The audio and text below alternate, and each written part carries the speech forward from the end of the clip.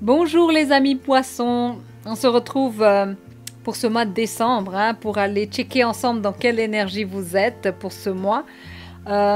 Qu'est-ce que j'allais dire? Les nouveaux venus, mettez des commentaires et des likes et abonnez-vous surtout. Ensuite, le 1er décembre, il y aura de nouveau le live. Ce sera un plaisir pour moi de partager ce moment convivial avec vous. Occasion aussi de poser des questions. Alors, je vais disposer toutes les cartes et puis on passe à l'interprétation.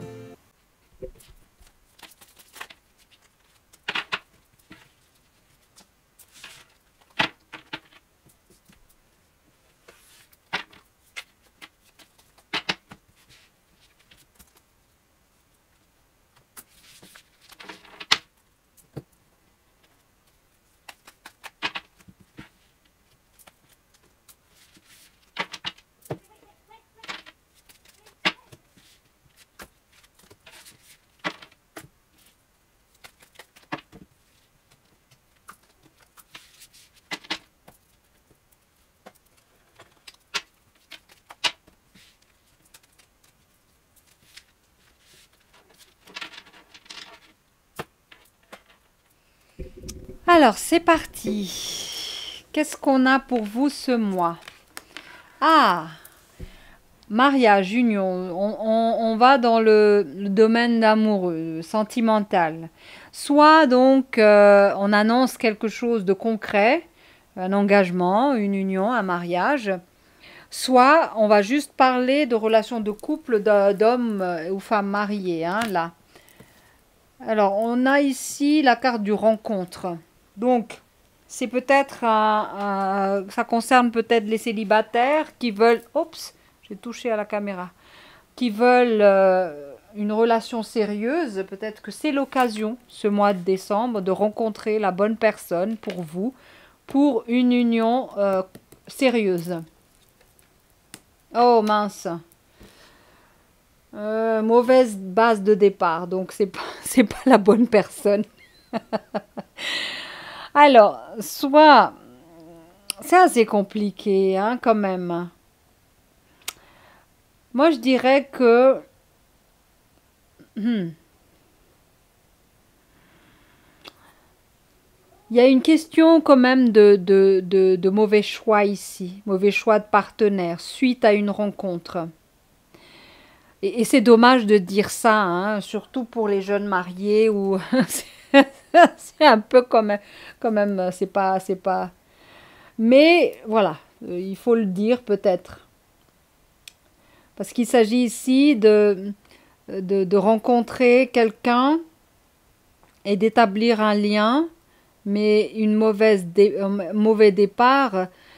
Peut-être que cette nouvelle rencontre, cette rencontre va impacter le mariage. Peut-être c'est en dehors de l'union, c'est possible également.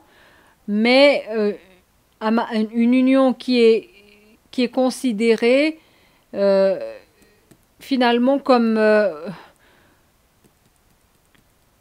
c'est l'union qui va être l'objet de, comment dire ça, qui va être la victime. C'est le mariage qui va être victime de cette mauvaise rencontre, des mauvaises départs de rencontre avec quelqu'un. Donc il y a une suspicion un peu de relation extra-conjugale quelque part. Si c'est pas dans le fond, dans la première hypothèse que j'ai mise, comme quoi c'est carrément le mariage qui n'est pas fait avec la bonne personne, possible aussi. Mais est-ce que ça ne se rejoigne pas les deux? Parce que si on a un mariage, un partenaire ou une partenaire qui entame une rencontre avec quelqu'un, voilà, c'est carrément pas une bonne personne pour nous. Je sais pas. Mais voilà, entre guillemets, mais je vais pas, je vais mettre un peu d'eau dans mon vin en disant ça parce que on ne peut jamais être, on peut pas être aussi incisive dans les relations amoureuses parce que des fois on est emmené à vivre des relations karmiques avec des âmes avec qui on s'est engagé hein, à faire vivre ou à faire subir ça à l'âme, à la personne. Donc quelque part, il faut toujours relativiser les choses. Hein. Tout dépend de la situation de tout un chacun. Donc en tout cas, la situation de rencontre avec un mauvais départ de situation, mauvaise enfin, une succession de choses qui va arriver, mais l'événement est proche hein, quand même. Hein.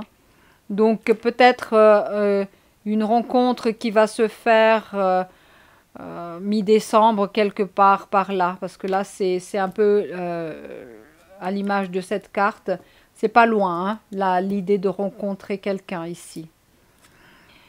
La rencontre veut avoir une stabilisation.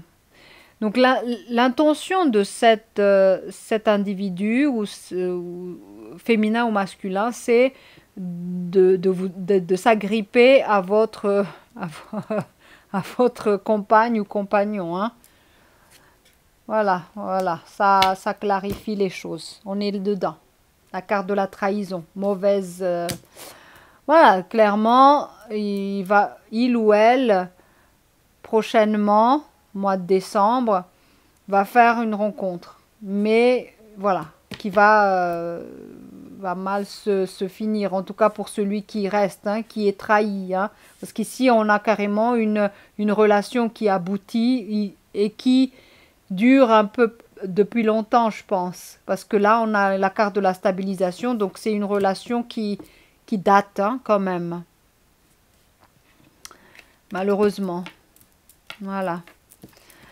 On y va, on continue. Voilà, double carte de trahison. Voilà.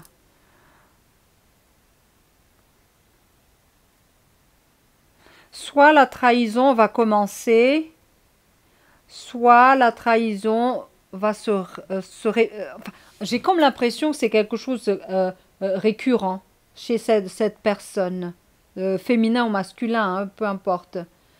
Mais en tout cas, déjà dès le départ, cette personne vous a déjà trahi, avant même que vous vous êtes mariés, là.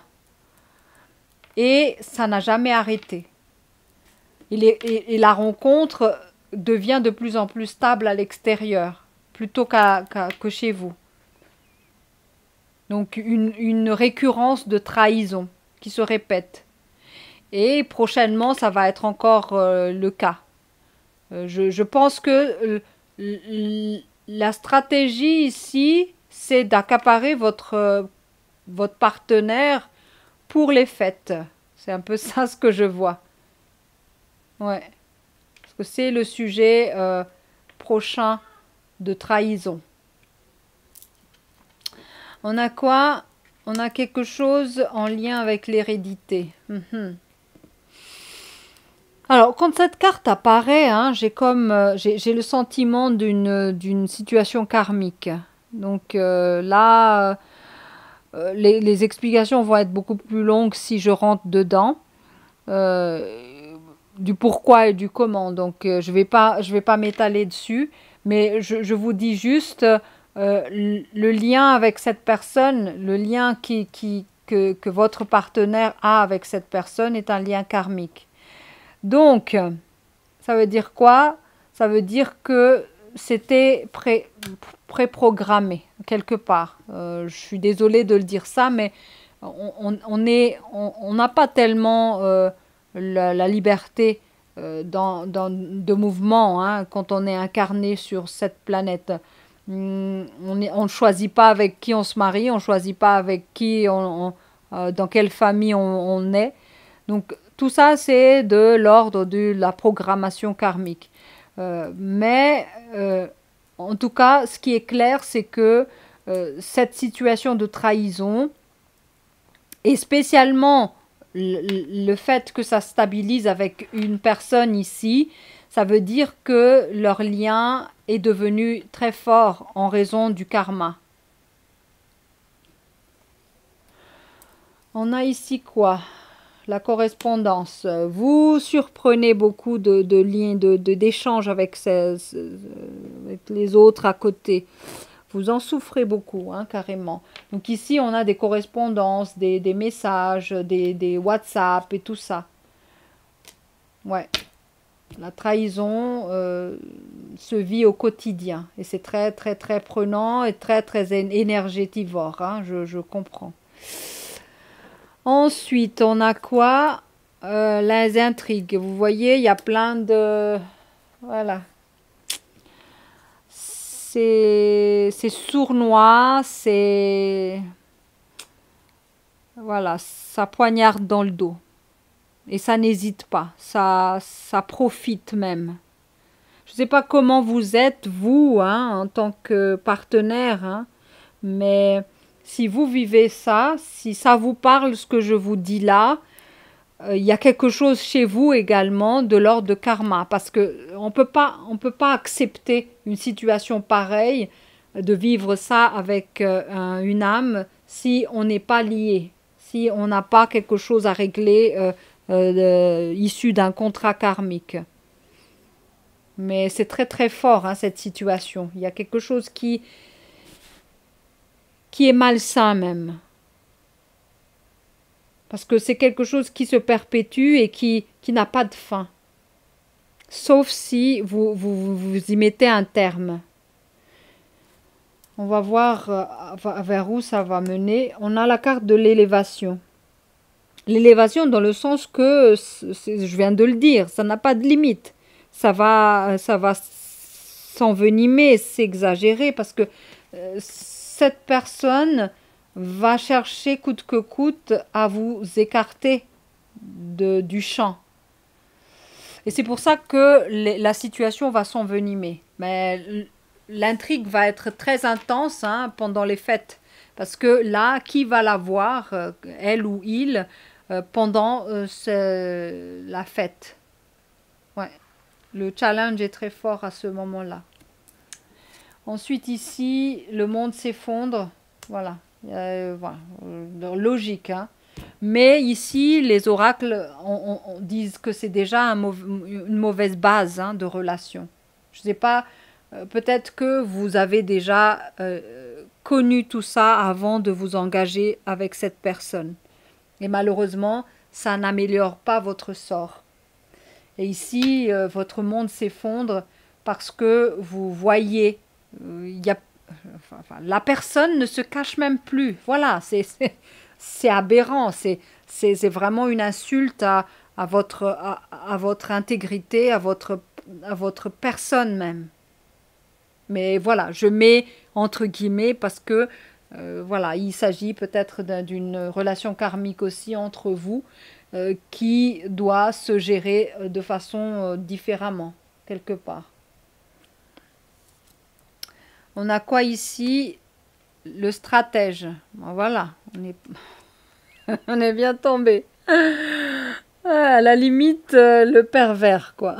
Je suis désolée de rigoler, mais c'est tellement fort que ça me met vraiment en rogne.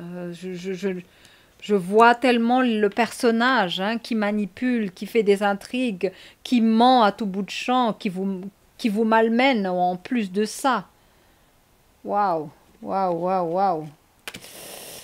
Ici, on a un messager. Voilà. En fait, messager de quoi?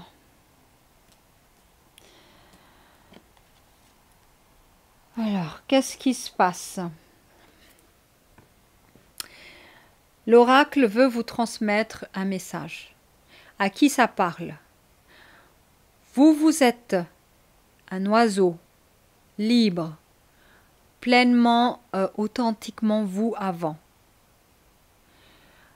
À travers votre ressentiment, votre mauvaise estime de vous, vous vous êtes relié à un personnage qui incarne, je ne sais pas, peut-être votre père ou un élément d'autorité pour vous. Mais l'idée du lien était de vous sécuriser. Pourquoi? Parce que ce personnage est déjà fort de base, extrêmement fort. et vous l'admirez à travers cette force et cette violence que ce personnage a. Ce charisme, mais un charisme pervers. Mais ça incarne quelque chose en vous qui parle de sécurité. Donc voilà la perversion qui est en miroir chez vous. Vous, comment dire ça? Vous vous pervertissez en vous convainquant que ce personnage est l'incarnation de la sécurité dans votre vie. Et c'est totalement faux. Et voilà la cage dorée qui a été instituée par ce personnage. Mais le pire, c'est quoi? C'est que cette cage n'est même pas fermée. Cette cage n'est même pas fermée. Vous n'êtes pas enfermé, vous n'êtes pas emprisonné. Ça veut dire que vous pouvez vous échapper de là. Vous pouvez vous envoler, vous pouvez vous libérer de cette situation, de cette soumission à la souffrance.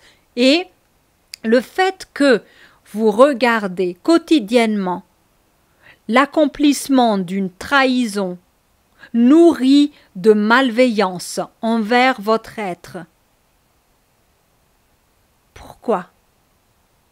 Pourquoi vous vous soumettez à ça? Tout simplement parce que vous n'avez pas assez d'amour pour vous. Qui va vous aimer plus que vous-même? Qui attendez-vous pour vous aimer et vous sauver de là? S'il vous plaît, n'attendez pas. Réagissez, au moins. Sortez de cette cage qui n'est même pas fermée.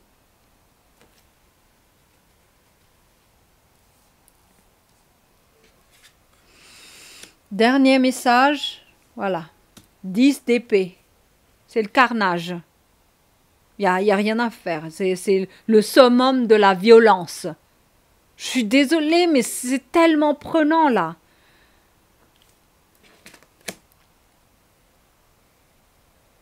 Vous êtes maître de votre destin. La carte du jugement est là. Tous les éléments vont faire en sorte que vous preniez conscience de cette situation. Vous êtes alerté. Le message est là. Ça vous parvient via cette vidéo. Ce n'est pas rien. C'est une synchronicité qui en vaut la peine. C'est une synchronicité qui sert à la liberté d'un être soumis à travers un programme qui peut être arrêté. Tant que vous ne dites pas « ça suffit », cette situation va s'éterniser. Dites « ça suffit » et sortez de votre cage.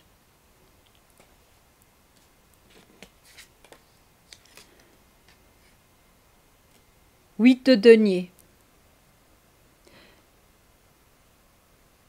N'ayez pas peur financièrement. Préparez cet envol. Préparez les outils nécessaires pour votre autonomie et votre indépendance. Si vous l'avez pas. Mais j'ai comme l'impression que non. C'est pas une histoire d'argent qui vous retient. C'est vraiment une histoire de soumission, une histoire de mauvaise estime de soi, une histoire de perte de confiance en soi. Et une histoire de perversion de notre vision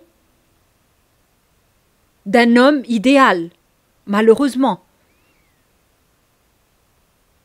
Vous vouliez un semblable, perpétuer la situation de vos parents. Peut-être, parce qu'on a la carte de l'hérédité ici. Êtes-vous en train de perpétuer l'histoire familiale? Êtes-vous loyal envers la posture de votre mère, la femme soumise? Il y a beaucoup de questions qui peuvent être posées là-dedans. Mais j'ai le sentiment que il suffit d'un peu pour que vous fassiez le pas.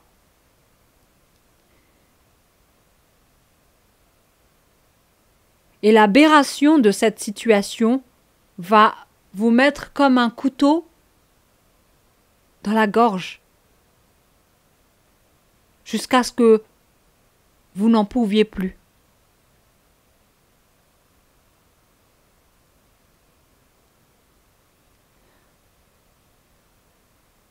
À bon entendeur.